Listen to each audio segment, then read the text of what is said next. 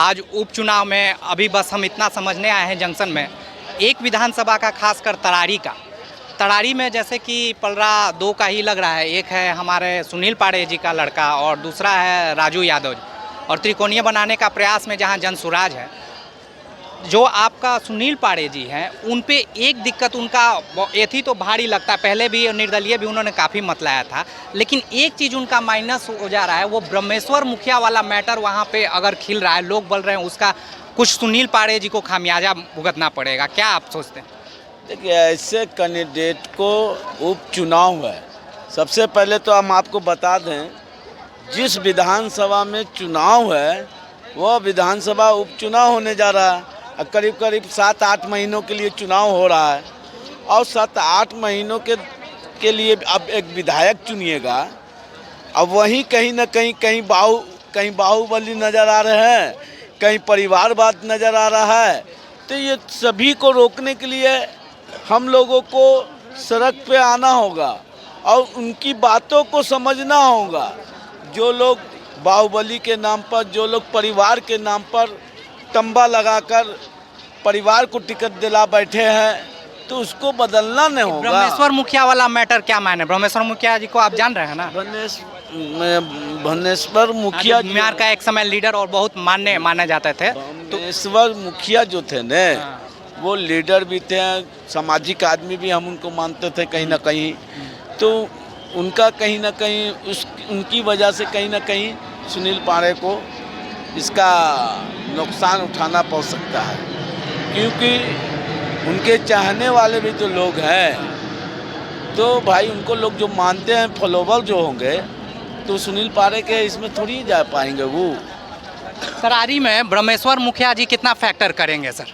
देखिए, वैसा कोई बात नहीं है, समझिए ना, कोई फैक्टर वैसा बात नहीं है। सुनील पांडे वहाँ से के बेटे जो है विशाल पांडे, वहाँ से विजयी घोषित करने जा रहे हैं। अब भैया ने भी बात किया था परिवारवाद के बारे में, तो क्या भैया बेलागंज में परिवारवाद के बारे में बात नहीं करेंगे ये लोग? खाली बस एक ही भी नहीं। देखिए, चुप रहिए, आप चुप रहिए ना भैया, आप शांत रहिए, हमें बोलने दीजिए।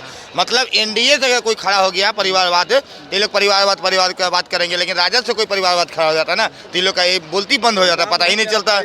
मतलब हमारा परिवारवाद अच्छा, तुम्हारा परिवारवाद खड़ा, मतलब वही ना हो गया कि मेरा दही खट्टा, मेरा दही मीठा हो गया, अगला का दही खट्टा हो गया। बस इन लोगों का कहना यही है। अरे भैया, जब परिवारवाद का बात कर रहे हैं तो आप दोनों को कहिए, राजद और जदयू दोनों के बारे में बोलिए ना। परिवारवाद हो गया, ब्रह्मेश्वर मुखिया वाला फैक्टर, क्योंकि उनको भूमियार लोग एक बहुत अच्छा उनके एथी में माना जाता था, तो ये फैक्टर कहीं सुनील जी को पहले भी डैमेज किया और इस बार क्या मायने रखेगा?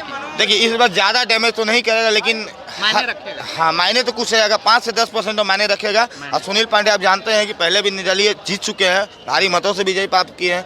इस बार भी उनका बेटा जीत हासिल करेगा। निर्दलीय तो हारे थे, जीते कहाँ थे? सॉरी, लेकिन वोट अच्छी आई थी, और वो भी कारण था, इसीलिए हम दोबारा पूछ रहे हैं कि उस समय भी ब्रह्मेश्वर मुखिया वाला फैक्टर बना था, तो इस बार भी कहीं उनको नहीं, वैसा कोई बात नहीं है, कोई वैसा बात नहीं। लेकिन हाँ, कुछ 5-10% तो होगा ही होगा, क्योंकि देखिए ब्रह्मेश्वर मुखिया छोटा मोटा आदमी नहीं थे। बिल्कुल। भूमियार समाज के लिए समझिए कि बहुत दिग्गज आदमी थे। हम भी इस बात को निंदा करते हैं, ऐसा नहीं कहते, लेकिन 5 से 10% कुछ होता है तो वैसा फर्क पड़ेगा ही। जीत हार का क्या लग रहा है राजू की? ये सुनील पांडे नहीं, राजू यादव के तो बारे में कोई हवा ही नहीं है। एनडीए की ही सरकार बनेगी। हाँ, ये लिख लीजिए। नहीं, सरकार बनने बिगड़ने की बात नहीं हो रहा है, जीतने की क्या? जीतने की तो एनडीए भैया बोल दिए, तो आपको समझ में नहीं आ रहा? ये 4 चुनाव में मतलब कि चारों चुनाव में एनडीए की सरकार बनने वाली है। चारों उपचुनाव में एनडीए की चारों सीट जो है ना, एनडीए की झोली में गिरने वाली है। अच्छा, चारों गिरने वाली है। अच्छा, ये आपसे भी यही जानना है, हम सिर्फ एक सीट का बात करना चाहते हैं, वहाँ का आकलन तरारी में जो चल रहा है। सुनील पांडे जी एक अच्छा मायने रखते हैं, लेकिन वहाँ पे वही एक नेता थे ब्रह्मेश्वर मुखिया जी, जिनका कई लोग भूमियार एक बहुत आदर से मानते हैं, एक समुदाय में खासकर। तो ये फैक्टर वहाँ पे मायने रखेगा कि नहीं तरारी में? देखिए, तराई में मायने रखता है, प्लस में जो विकास हुआ है उस पर ज़्यादातर युवा फोकस कर रहा है। जो विकास के पर वोट दे रहा है, और युवा सोच, हमको भी जहाँ तक नज़र जा रहा है कि जितना भी देश का युवा है विकास पर। ब्रह्मेश्वर मुखिया का वहाँ पे कोई फैक्टर नहीं है मायने? नहीं। तो उनको भूमियार लोग नेता जब मानता था वो सर, काफ़ी उनके अनुयायी लोग थे। एक समय था जो कि सीधे लड़ाई चलती थी एकदम माले, और इसमें ब्रह्मेश्वर मुखिया को याद रखिए, जब ब्रह्मेश्वर मुखिया की हत्या हुई थी तो पूरा पटना को हिल गया था, उसका कोई मायने नहीं है। नहीं, वो समय था। हाँ, अभी विकास पर देखते हुए वोट देगा।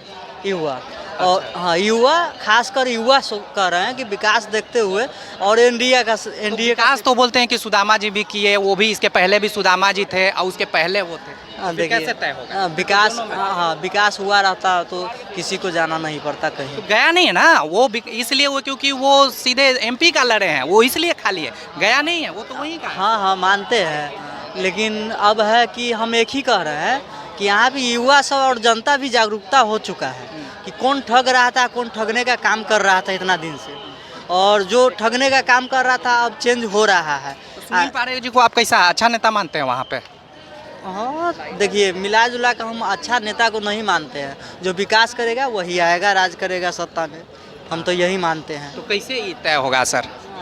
अब तो हाँ, सुनील पारे का लड़का ही का बात हो रहा है, हाँ। लेकिन चूंकि वो नाम ऐसा है कि सुनील पारे, विशाल जी ही खड़े हैं, लेकिन सुनील बात पारे बताइए भैया, कुछ ये उधर माइक एक दीजिए। बात बताइए, आपने बोला कि नाम वैसा है, तो नाम तो लालू यादव का भी खराब था, है, लेकिन तेजस्वी यादव को बहुत आदमी कहता है कि वोट देंगे, तो मतलब उसके लिए बहुत अच्छा हो गया, और सुनील पारे का बेटा खड़ा हो गया तो बहुत खराब हो गया। नहीं, हम सिर्फ सुनील पारे का नाम लिए, खराब और अच्छा कहाँ हो रही बात? हमने क्या बोला, हमने क्या बोला कि राजद वहाँ के तीनों कैंडिडेट अच्छे हैं, खराब कैसे? सुनिए एक मिनट बात। तो लालू यादव भी एक समय में गुंडा थे, लेकिन राजद कार्यकर्ता से पूछिए तो क्या बोलेंगे कि लालू यादव न गुंडा थे, उनका बेटा तो काम करेगा। तो बस हम भी मानते हैं कि सुनील कार्यकर्ता तो हमें सुनिए, हम मानते हैं कि सुनील पांडे जो थे माफिया थे, लेकिन उनका बेटा तो काम करेगा ना, ऐसा तो नहीं है कि नहीं करेगा। तो तय करेगा जनता, यही तो हम हाँ, तो जनता तय करने और वाली है। कार्यकर्ता को इसीलिए लाया जाता है किसी पार्टी में कि आप जिंदाबाद करो, जी। आपको कोई मतलब नहीं है कि आप मेरी अवहेलना करो, आप विपक्ष की अवहेलना करो। जब तालियां बजाएं, जब हम भाषण दे देना, आप जिंदाबाद करते हुए मेरा तालियां बजाओ, यही कार्यकर्ता का देन है किसी भी पार्टी में।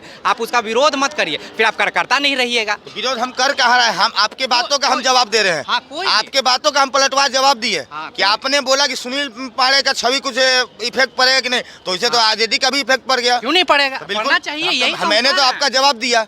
ये तो हर कोई पे पढ़ना चाहिए ना भाई। आखिर देखिए, वहाँ से कार्यकर्ता नहीं, वो चूंकि उनके बेटे थे इसलिए वहाँ पे ना है। देखिए 100 बात की एक बात कह दे रहे हैं, 23 तारीख को जो है ना, चारों भी जो उपचुनाव हो रही है ना, चारों उपचुनाव पे एनडीए का जो बिगुल बजने वाला है, और कोई नहीं रोक सकता इसके लिए। क्या मानते हैं आप भाई? बोल रहे हैं चारों देखिए, NDA। चारों विधानसभा चुनाव जो उपचुनाव हो रहा है, इस उपचुनाव में कहीं ना कहीं एनडीए हो या इंडिया गठबंधन हो, ये दोनों पार्टियां 35 सालों से बिहार में राज कर रहा है। कोई जाति धर्म, कोई मजहब के नाम पर। तरारी कौन जीत रहा है सर, ये बताइए सीधे आपके। अरे तरारी हो या बेलागंज हो या रामगढ़ हो या इमामगंज हो, ये तमाम विधानसभा क्षेत्रों में हम निवेदन करेंगे कि 13 नवंबर को वोटिंग करने आप जाइए, तो शिक्षा पर, स्वास्थ्य पर, बेरोजगारी पर, पलायन पर, वहाँ की बुनियादी समस्या, ये नया नहीं है सर, ये हर बार यही बात होता है, लेकिन ऐसा होता नहीं। वहाँ के बुनियादी समस्या पे वोट कीजिए और परिवारवाद को खत्म कीजिए। चर्चा हमेशा होते रहती है, हर बार यही होता है कि हम बुनियादी मुद्दों पे वोट करेंगे, लेकिन जब वोट की बारी आती है, आप देख लीजिए 13 को चुनाव है, आज 11 हो चुका है, अब आपका प्रचार भी खत्म हो गया, लेकिन अब समीकरण बैठेगा। आप देख लीजिए, एक एक में 200-200 गाड़ियां चल रही, 300-300 गाड़ियां, कोई ना चुनाव आयोग देखने वाला है ना कोई देखने वाला है। हम लोग क्या देखेंगे भैया? और यही कल का समीकरण आप मान लीजिए, अब तो बांटने बटने की हो जाएगी, 500-1000 की छवि लग जाएगी। अब देखना होगा कि रणनीति से कहाँ बदलेगा, कहाँ रह जाते हैं लोग और कहाँ हमारा मुद्दा गौन हो जाता है अंत समय में, ये देखना और जानना अलग है। और कार्यकर्ता तो जिंदाबाद के लिए ही होते हैं, लेकिन अब फिर भी इसी समावेश में हमको देखना होगा कि चारों में से कौन जीतता है। और खासकर तरारी में हम पूछ रहे, अभी कर रहे थे, उसमें ब्रह्मेश्वर मुखिया जी कोई फैक्टर रखते हैं कि नहीं, और वहाँ से सुनील पांडे जी, और उसके बाद विरोध में है राजू यादव जी, तीसरे में है किरण जी। देखना होगा कि आखिर ये समीकरण कहाँ ले जाता है, लोगों की चेतना कहाँ ले जाती है, और किसको जीत हार, क्योंकि जीत हार पे बहुत सी लोगों की नज़रिया भी मायने रखेगा। इन्हीं बातों के साथ मैं राकेश रॉय, धन्यवाद।